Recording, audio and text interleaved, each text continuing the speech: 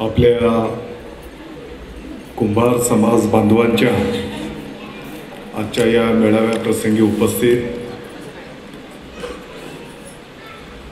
सामाजिक संस्थेचे सन्माननीय संस्थापक अध्यक्ष समीश दादा दरेकरजी, ज्यांच्यावर आता महाराष्ट्राच्या प्रदेशाध्यक्ष पदाची धुरा दिली, सन्माननीय रमाकांत क्षीरसागरजी, सुरेशजी कोते साहेब, माननीय अनिल अण्णा कदमजी, माननीय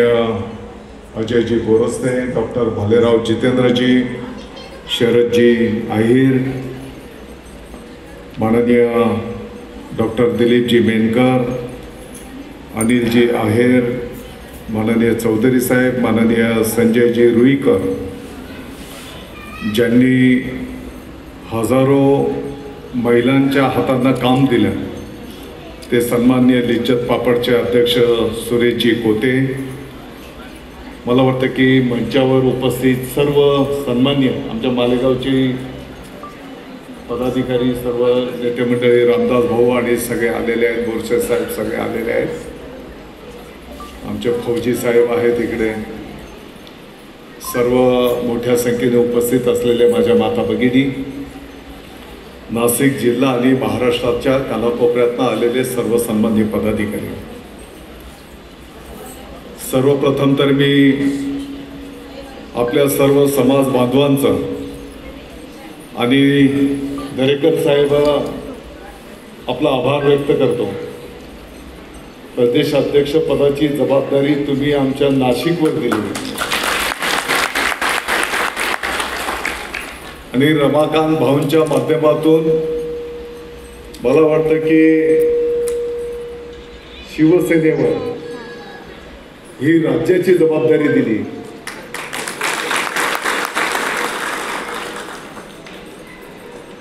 त्याबद्दल तमाम महाराष्ट्राच्या समाज बांधवांचं मी आभार व्यक्त करतो. मी वेळेचं भान या ठिकाणी ठेवेन. आज या ठिकाणी अजयजी आपण बघितलं, छत्रपती शिवाजी महाराजांची आपल्याला शिकवण आहे की माय भगिनींचा सन्मान करा. माननीय मुख्यमंत्री महोदय तत्कालीन एकनाथजी शिंदे साहेब असताना महाराष्ट्राच्या त्या काळामध्ये आणि आजही माननीय देवेंद्रजी फडणवीस साहेब मुख्यमंत्री असताना महिला भगिनींच्यासाठी अनेक चांगल्या योजना आणण्याचं काम त्या ठिकाणी करण्यात आलं. परंतु नुसतं योजनांपुरतं मर्यादित न राहता समाजामध्येही महिलांना एक मानाचं स्थान मिळालं पाहिजे. पांडुरंगाच्या सोबत रुक्माईचंही तेवढंच महत्वाचं स्थान आहे हे आता सत्कार कार्यक्रमाचा आपल्याला दिसून आलं. आणि म्हणून प्रत्यक्ष कृतीमधून महिलांचा सन्मान, मला वाटतं की हा एक चांगला पायंडा आपल्या समाजाच्या माध्यमातून इतरही सर्वांना, आमच्यासारख्या कार्यकर्त्यांना निश्चितपणे शिकण्यासारखं आहे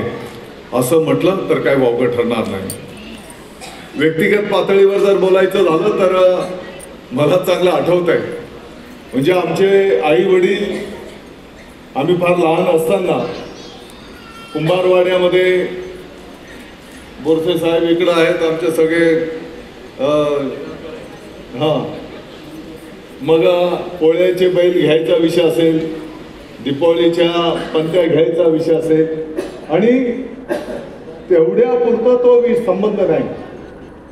म्हणजे ज्या पद्धतीने आपल्या एक कुटुंबाचं नातं असतं, एक जी की ज्याचं शब्दामध्ये आपण रूपांतर करू शकत नाही, तर ते जिव्हाळ्याचं नातं गेल्या अनेक वर्षांची परंपरा आपली त्या ठिकाणी राहिलेली आहे. आणि म्हणून निश्चितपणे येणाऱ्या काळामध्ये ऑलरेडी अस्तित्वात असलेल्या ज्या काही योजना आपल्या समाज बांधवांच्यासाठी आहेत, मग त्याच्यामध्ये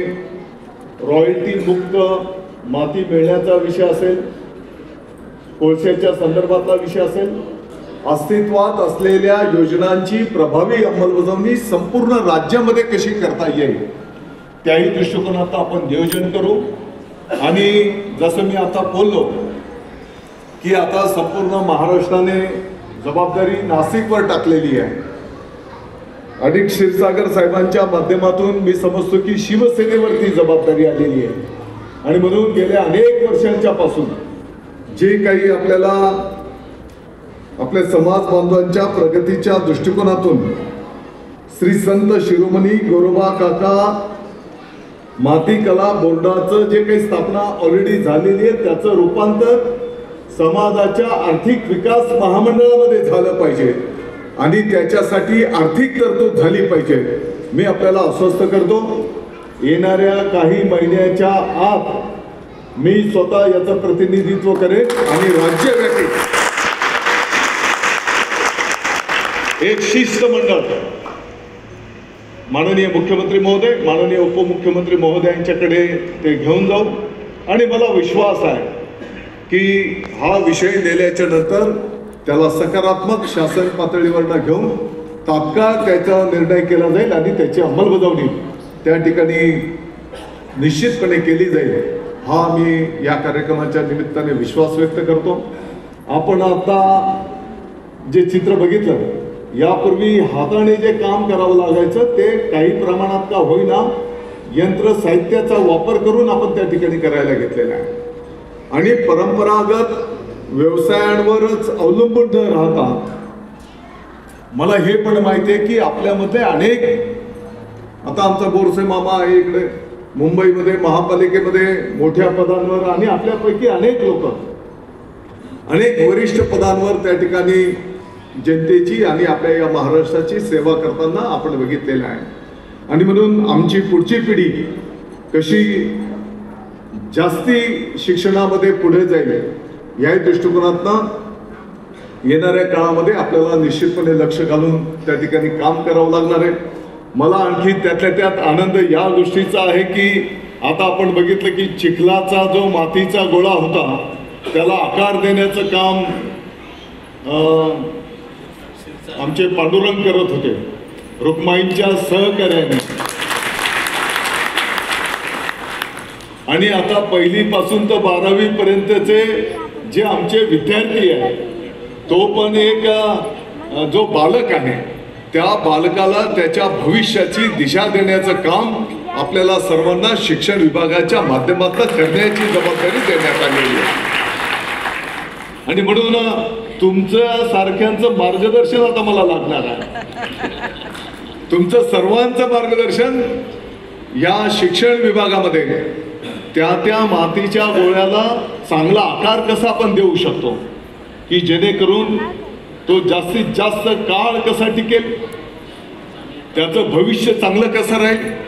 त्याला चांगली दिशा कसं देता येईल, ती वस्तू सुंदर कशी असेल आणि एवढ्यापुरतंच नाही तर ती वस्तू चिरकाल त्याच्या भविष्याच्या जीवनामध्ये तो यशस्वी कसा होऊ शकेल त्या दृष्टिकोनातून आपल्याला सर्वांना मिळून त्या ठिकाणी निश्चितपणे काम करावं लागेल। मी आपल्याला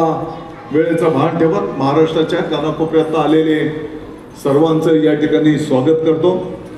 स्वागत करीत असताना व्यक्त करीत असताना आपल्याला आश्वस्त करतो की बिलकुल आपण काळजी करू नका।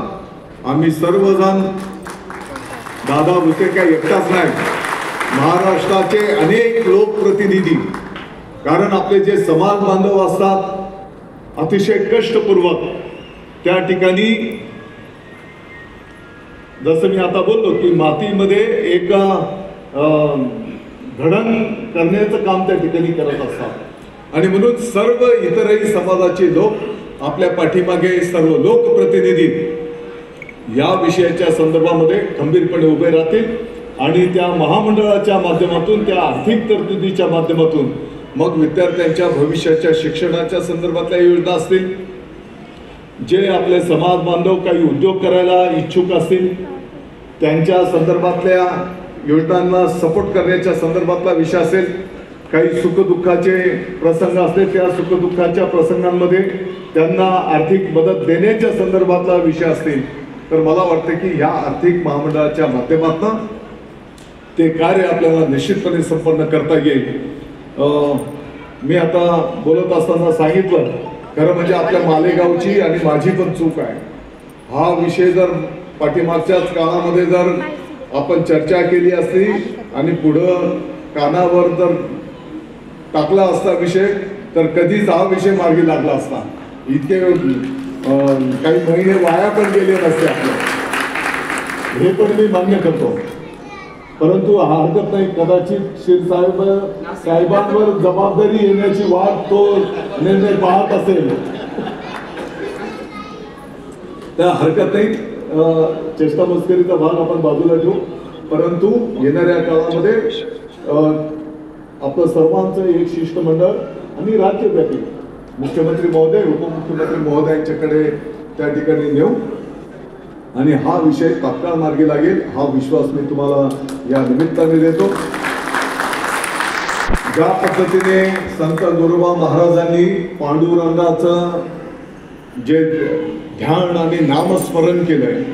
मला वाटतं की त्याच भावनेतून आपण सर्वजण काम करण्याचा त्या ठिकाणी प्रयत्न करत असतो. जेवढं चांगलं करता येईल तेवढं चांगलं करण्याचा आपण सर्वजण त्या ठिकाणी प्रयत्न करूया. मी आपल्याला या शुभ कार्याच्या निमित्ताने सर्वांना शुभेच्छा देतो. ज्या पदाधिकाऱ्यांवर आज या ठिकाणी जबाबदारी देण्यात आली त्या सर्वांचं अभिनंदन, त्यांनाही शुभेच्छा आणि तुमच्या सर्वांच्या हातून समाजाची सेवा घडो. जय हिंद, जय महाराष्ट्र.